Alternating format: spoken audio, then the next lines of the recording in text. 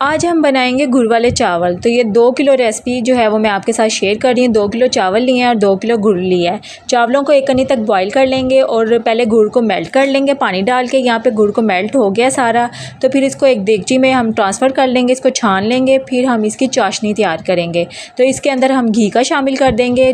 जो गुड़ वाले चावल है ना, और जो भी मीठा हो उसको आप घी में बनाया करें। तो घी शामिल करके इसके बाद में हम इसके अंदर दूध शामिल कर देंगे। इससे चावल जो है वो आपके बहुत ज़्यादा सॉफ्ट बनते हैं। तो यहाँ पे दूध भी शामिल करके हमने इसकी चाशनी तैयार कर ली है। ये देखिए एक तार जब बनने लग जाए तो इसकी चाशनी जो है वो तैयार हो गई है। फिर हम इसके अंदर बॉयल किए हुए जो चावल है वो हम इसके अंदर शामिल कर देंगे और इसको तो कुक कर लेंगे। जब इसके अंदर सारा मॉइस्चर जो है वो ख़त्म हो जाएगा तो फिर हम इसके अंदर आप अपनी मर्ज़ी से ड्राई फ्रूट शामिल कर दें, बादाम, गरी, पिस्ते वगैरह जो भी आपने इसके अंदर शामिल करने हैं वो शामिल कर दें। फिर हम इसको दम पे लगा देंगे और 20 से 15 मिनट के दम